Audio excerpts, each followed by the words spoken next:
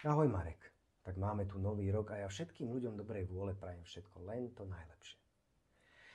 Kým sa dostanem k podstate tohto dielu Pravdy o tebe, tak ešte si dovolím sa pár vetami vrátiť na koniec minulého roka, aby som pripomenul Nitrančanom a hlavne tebe, čo sa udialo tesne pred Vianočnými sviatkami.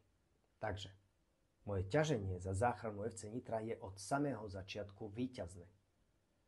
A potvrdilo sa to aj rozhodnutím okresného súdu, ktorým bol úplne zrušený tvoj podvodný návrh na konkurs FC Nitra, ktorý si spolu so svojimi komplicmi Marekom D. a Ferom R.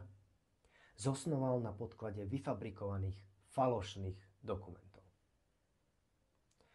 Na konci roka si teda dostal poriadny preplesk, ale nie odo mňa, ale priamo od súdu, ktorý si svojimi komplicmi chcel takto podviesť.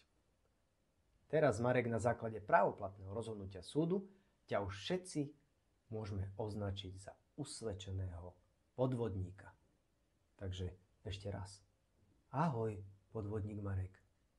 V tomto dieli Pravdy o tebe odkryjem zľahka aj svoje karty. Aby si si nemyslel, že týmto právoplatným rozhodnutím súdu som s tebou skončil aj ja.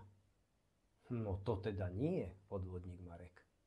Už len kvôli tým deťom a mládeži FC Nitra, ktorým by si sa ty isto aj naďalej snažil všemožne ubližovať. Ubezpečujem ťa, že ja ich budem brániť dovtedy, kým pre ne nezmizne hrozba z tvojej strany. Pretože nemám rád a doslova zo srdca neznášam prašivcov, ktorí si dovolujú na deti, robia im zle a ničia ich sny. Marek, spomínaš si, ako som na rokovaní mestského zastupiteľstva vystúpil a napriek vôli poslancov na späťvzatie konkurzu, ktorú si aj tak odignoroval, som vyhlásil na počudovanie všetkých zúčastnených, že nech teda rozhodnú súdy.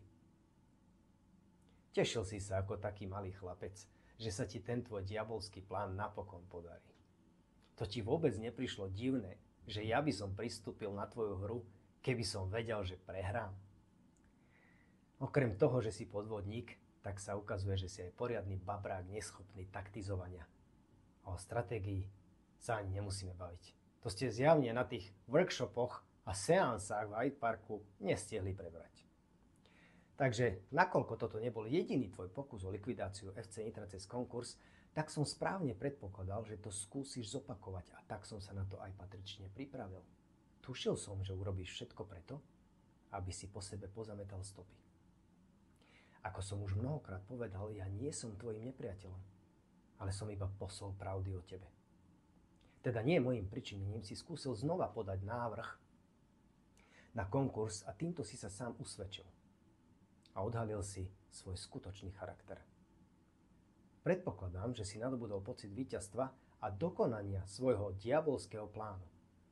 Keď som vtedy pred mestským zastupiteľstvom vyhlásil, nech teda rozhodnú súdy, a uveril si, že tvoj podvod nie je podvodom a že sfalšované dokumenty sú originály.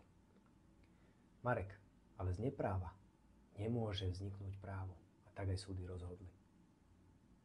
Podvodník Marek, ty si sám skočil do siete, ktorú si nachystal pre FC Nitra a jej deti.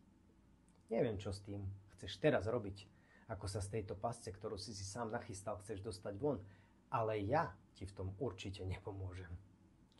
Ja naďalej budem pokračovať vo zverejňovaní pravdy o tebe. A samozrejme, ako mi zákon káže, budem nápomocný pre OČTK. Mám totižto ešte v zálohe zo pár šokujúcich dôkazov o tvojom slušnom primátorovaní. Ale to si približíme v ďalších častiach. Určite je aj Nitra zvedavá.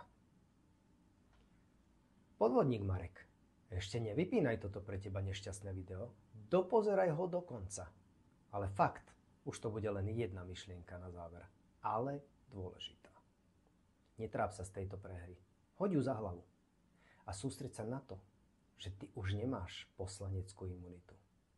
A tvoj spis dozoruje generálna prokuratúra. Niečo som ti podhalil, tak buď chlap a ešte skús zabojovať, pretože ja už ani nepočítam, koľkokrát som nad tebou vyhral, ale iba to, koľkokrát som s tebou prehral. A to je presne 0,000.